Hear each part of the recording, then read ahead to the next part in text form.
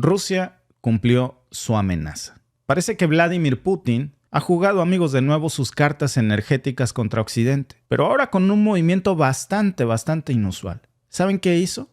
Un recorte en la producción de petróleo de nada más y nada menos de 500,000 barriles diarios, que fue anunciado en febrero, y ahora, más de 4 meses después, la agencia de noticias Bloomberg ha informado que el flujo de petróleo ruso ha comenzado a mostrar señales de disminución de una forma dramática. Quiero que vean esto. Y tal vez, amigos, la noticia no nos va a parecer la gran cosa, como para ser tan extremistas de cumplió su amenaza, no es para tanto. Pero en realidad, amigos, esta maniobra esconde una estrategia que podría poner tras las cuerdas a Occidente y de hecho hoy parece que lo está haciendo ya. Y apenas está comenzando. ¿Cómo impacta esto, amigos? No solamente a la Unión Europea, al mercado global. ¿Cuál es el siguiente movimiento en este ajedrez energético y geopolítico que hoy está jugando Rusia? Y por cierto, ¿está Moscú, que es la verdadera pregunta que tenemos que hacernos, utilizando su producción de petróleo como un arma, por cierto, letal en el campo de batalla, aunque invisible? ¿Y contra quién apunta esa bala, por cierto? Bueno, quiero comenzar con un dato que me parece impactante. Rusia es el tercer productor mundial de petróleo. ¿Saben quiénes lo superan solamente? Estados Unidos y Arabia Saudita. Y su decisión de recortar la producción de petróleo afecta a todo el panorama energético global. El planeta entero, depende del flujo constante de petróleo ruso, porque es el tercer más grande. Y cuando la producción se altera, amigos, las repercusiones son sentidas en todo el planeta, créanme, pero sobre todo en Occidente. Así que, ¿qué significa, amigos, esta decisión de Rusia para Occidente? Que es donde apunta esa bala. Porque Rusia, amigos, ha decidido reducir su producción. Esa que inicialmente yo les dije que eran 500,000 barriles al día, ahora es, amigos, un poco más de 500,000 de barriles al día. Y algunos, amigos, van a pensar que, se trata de una maniobra solamente para influir en los precios del petróleo y ya, esto lo hemos visto mucho en Arabia Saudita, no es para tanto. Pero no es así. Esto no se había visto, amigos. Una herramienta poderosa en el juego geopolítico acaba de revelarse. Y a medida que la oferta ha disminuido de una forma, amigos, dramática, y un precio del petróleo elevado beneficia a los productores a expensas de los consumidores, Rusia está revelando una estrategia que pocos pensaban que se atrevería a hacer para fortalecer no solamente al rublo, también va a inflar los precios del petróleo a nivel global. Esos son los efectos de los que tal vez no nos estamos dando cuenta. Aunque la bala apunta a Occidente, las esquirlas nos van a volar a todos. Y bueno, vamos a ver los datos, porque a mí me parecen bastante impactantes. Miren eso, amigos. Según Bloomberg, los envíos de petróleo a través de los puertos occidentales de Rusia en las 4 semanas que van del 9 de julio en adelante han caído significativamente por debajo del nivel promedio de febrero. Es, amigos, la primera vez que lo hacen y lo hacen después de que los volúmenes aumentaran durante los meses intermedios, según este reporte. Y bueno, esta, amigos, hoy parece que es una estrategia muy calculada por Moscú. Ahora van a ver unos números que a mí, las gráficas cuando se las muestre, los van a impactar desde la primera vista. Porque es una jugada geopolítica que parece que tuvieron mucho tiempo para planearla. Y la decisión, amigos, de recortar la producción de petróleo fue parte de esto. Moscú ha declarado que los flujos reducidos de petróleo resultantes de sus recortes se iban a dirigir de los puertos del Mar Báltico y del Mar Negro. Y entonces esta redistribución es una estrategia más bien, comenzando con las perspectivas geográficas de lo que anunció el Kremlin. Los puertos del Báltico y del Mar Negro, amigos, son puntos estratégicos para Rusia. Rusia, que es el país más grande del mundo, por cierto, tiene una geografía envidiable que le permite acceder a varios mares simultáneos y océanos y por ende, pues obviamente a numerosos mercados mundiales. Pero hay que entender, amigos, que no todas las rutas son iguales en términos de geopolítica y economía. Así que, ¿por qué Rusia escogió precisamente estos dos objetivos? Los puertos del Báltico y del Mar Negro. Para entender por qué justo ahí, amigos, debemos de considerar las implicaciones geopolíticas con las que estuvo calculado este movimiento. Los países del Báltico incluyen estados miembros de la Unión Europea y de la OTAN, como por ejemplo, adivinen quién. Estamos hablando de uno nuevo, Suecia, pero también Finlandia, Estonia, Letonia, Lituania y Polonia. Y por el otro lado, los países del Mar Negro incluyen a Ucrania, a Rumanía y a Bulgaria. Y también a los miembros de la Unión Europea, como, por cierto, además de esos, también a Turquía, que es un socio clave de la OTAN. La Unión Europea, amigos, es uno de los mayores consumidores de energía rusa del mundo y depende en gran medida de esto, del petróleo ruso. De acuerdo con la Comisión Europea en el 2020, alrededor del 27% del petróleo consumido en la Unión Europea venía de Rusia. Y ese recorte en la producción y en la redirección de flujos del petróleo es una forma de ejercer un tiro muy preciso en contra de la Unión Europea. ¿Ustedes se imaginan, amigos, lo que va a suceder en los próximos días ahora que estamos viendo que un suministro tan vital como el petróleo se ha cortado por completo? No estamos hablando de una reducción. Le cerraron al grifo del petróleo ruso totalmente. Déjenme mostrarles, amigos, una gráfica que es la que a mí más me impactó. Y es, desde que la vemos, una mirada bastante escandalosa. Y hay otra todavía más impactante que esta. Pero aquí lo que vemos, amigos, que no se enviaron ningún tipo de crudo ruso a los países del norte de Europa en las 4 semanas hasta el 9 de julio, que está este corte.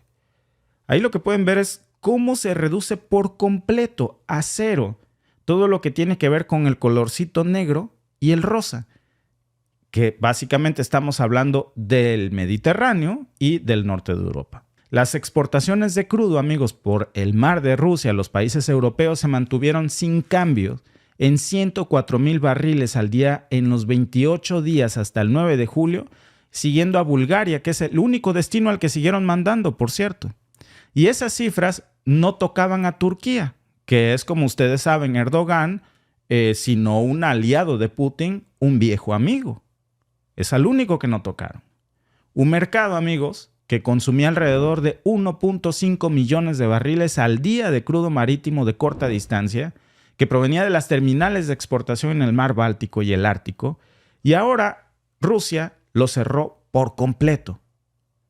Van a colapsar si no hacen algo, y si no colapsan, lo que sí va a colapsar son los precios de la gasolina en Europa. Y eso lo van a tener que reemplazar por destinos de larga distancia que van a encarecer el petróleo.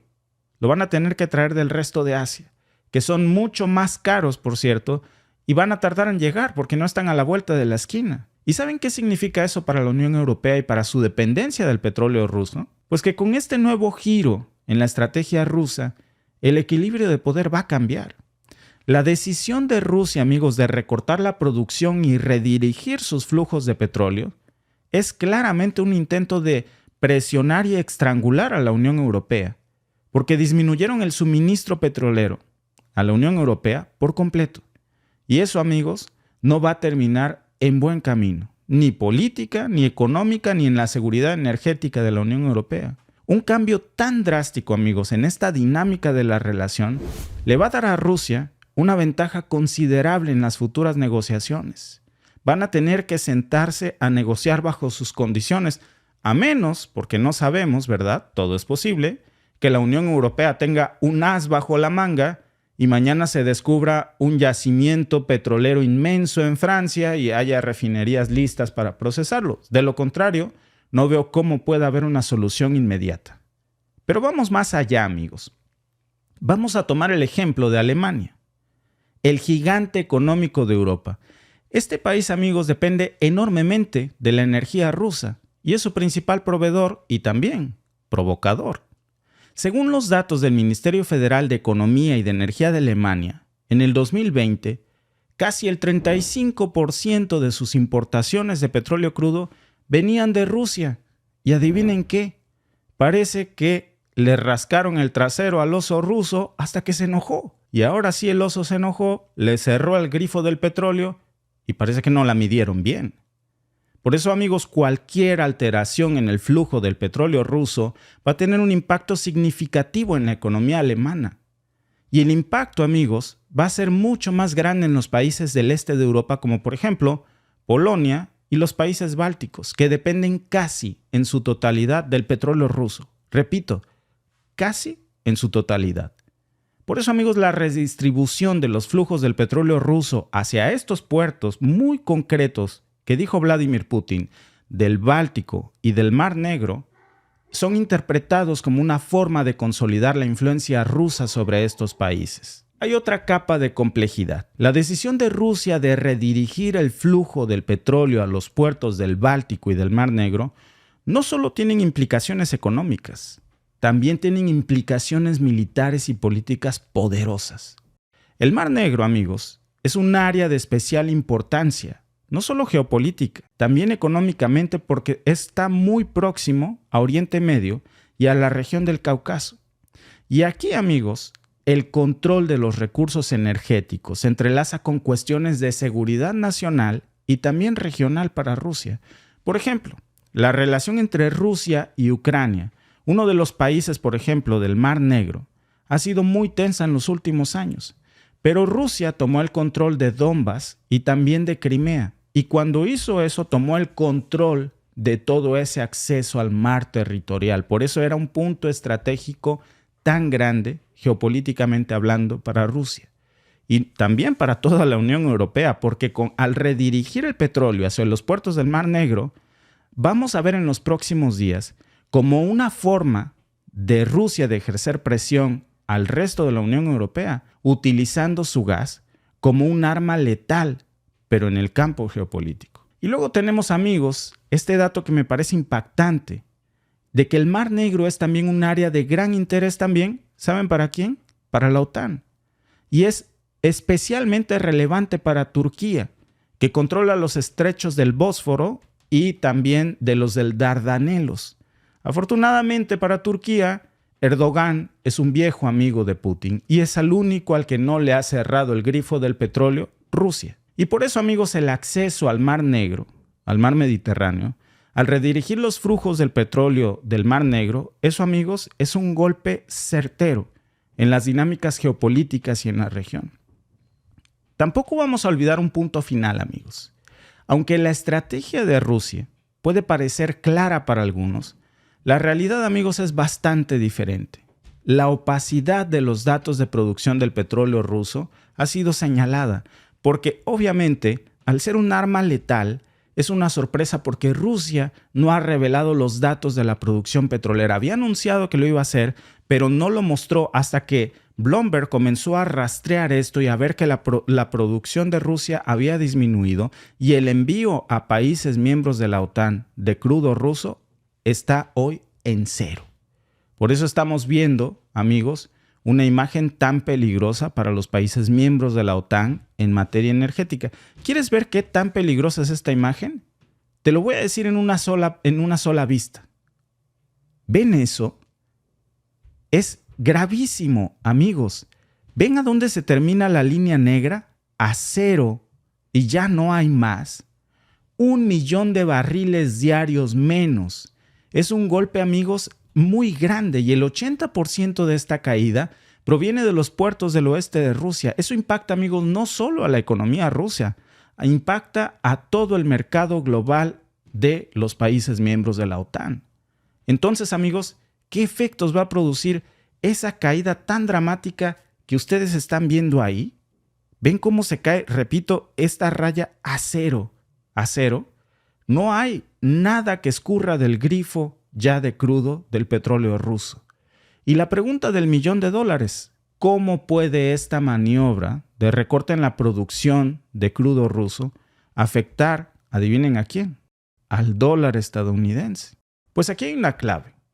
El rublo ruso, amigos, como cualquier otra moneda, está sujeto a una serie de factores que determinan qué tan fuerte es en los mercados internacionales. Y uno de esos factores es la economía subyacente. ¿Saben a qué me refiero con esto? La economía rusa está fuertemente respaldada por sus exportaciones de petróleo. Es como pasa con México o con la mayoría de los países petroleros.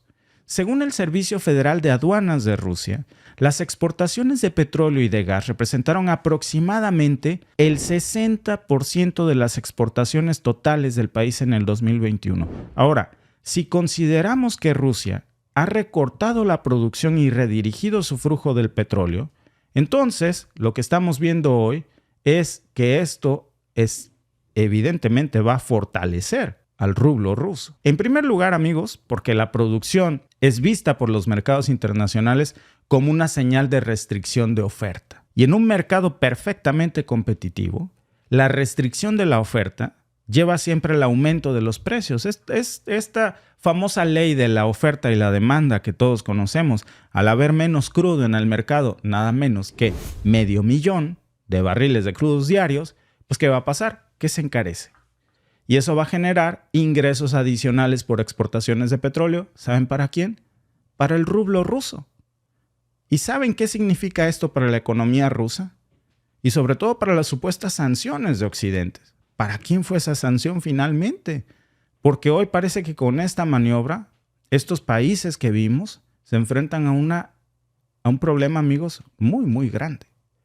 Y bueno, luego está, amigos, el otro tema que va a dirigir esta estrategia de la reducción del crudo ruso, que es una mayor rentabilidad de las exportaciones de petróleo, que nuevamente, ¿qué va a pasar? Se va a fortalecer de nuevo el rublo ruso con esto, porque al encarecer su crudo, lo va a vender bajo sus condiciones y bajo su precio. Obviamente, a que los compradores internacionales de petróleo ruso, Rusia no va a venderles en estas condiciones sus barriles de petróleo en dólares estadounidenses. ¿Saben en qué moneda se los va a vender? Obviamente lo va a vender en rublos. Y quien quiera comprar ahora ese 500,000 de barriles que ya no están circulando en la Unión Europea en los países de Occidente, entonces van a tener que ir al banquito a sacar sus rublos para llevárselos a Rusia y esto va a fortalecer a su moneda. Y eso va a impulsar también, obviamente, de nuevo, el valor del rublo. Por eso, amigos, hay otro tema además en esta influencia que va a tener en la estabilidad económica y también política de Rusia. En un mundo donde la confianza en la economía de un país es sumamente crucial para la estabilidad de su moneda, cualquier movimiento que Rusia haga para consolidar su control sobre los flujos de energía es visto como una señal de fortaleza, no de debilidad. Y eso va a aumentar la confianza en el rublo.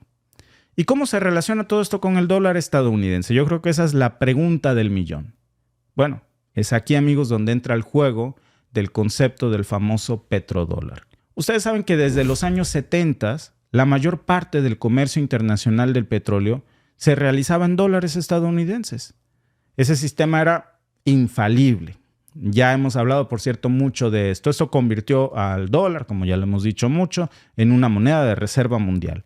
Pero ustedes también han visto como en los últimos años varios países, sobre todo en los últimos meses, han estado ya expresando su descontento con este sistema del petrodólar y están buscando cada vez más formas de eludirlo. En este contexto, la decisión de Rusia de redirigir sus flujos de petróleo potencialmente va no solo a fortalecer al rublo, sino que también va a amenazar a la hegemonía del petrodólar, amigos.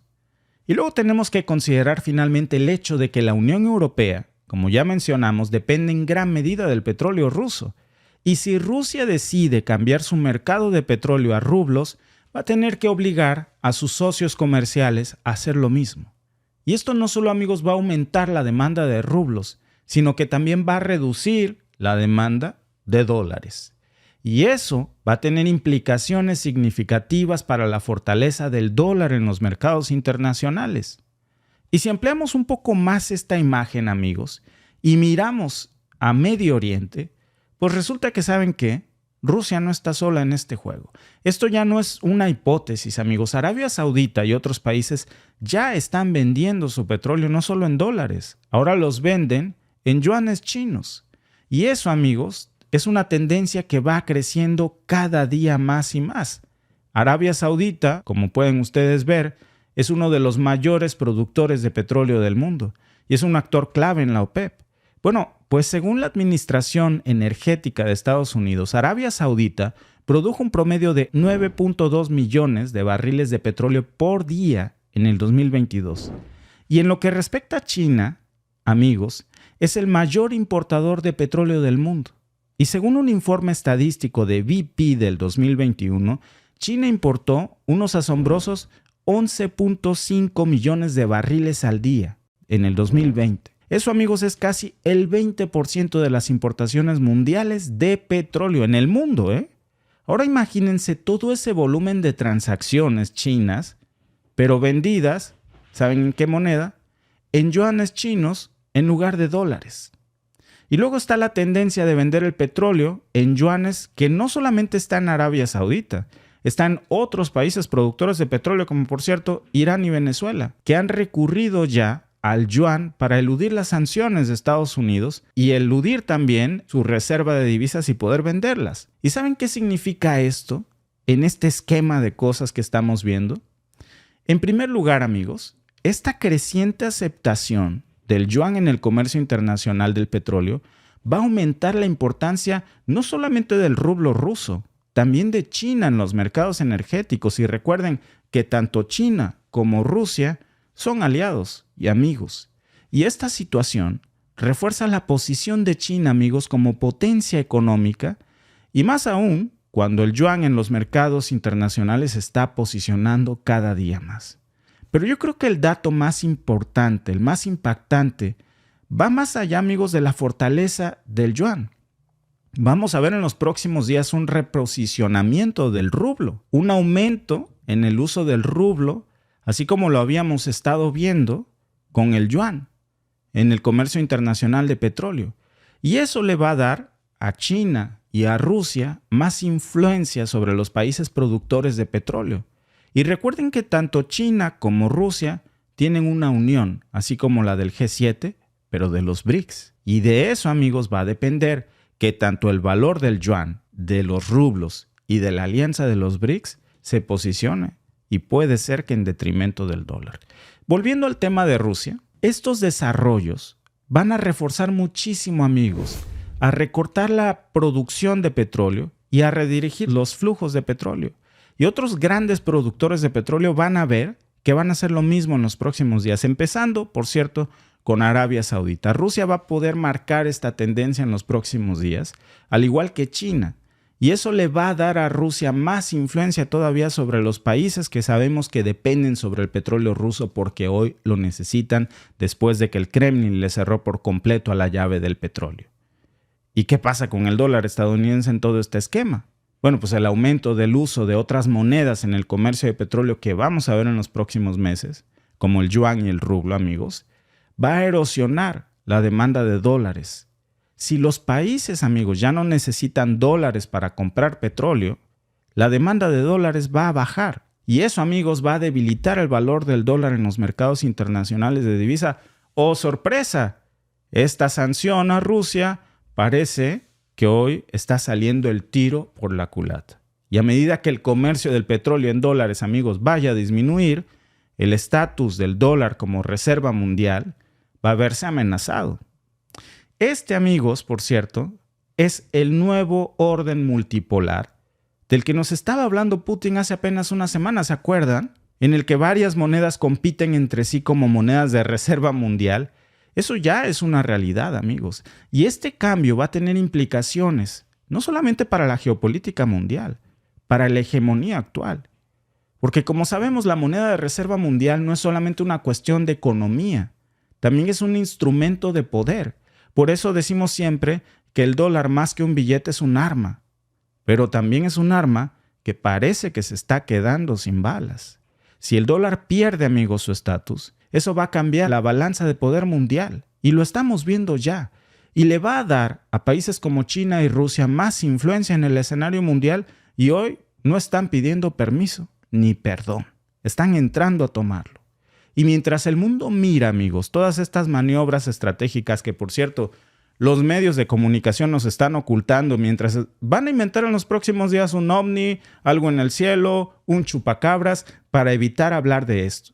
Porque el sistema geopolítico mundial, amigos, parece que se está tambaleando y vamos a ver un cambio en el orden económico mundial, por lo menos tal y como lo conocemos. Por lo pronto hay una cosa clara, la moneda está en el aire y la única constante aquí, amigos, es la evolución.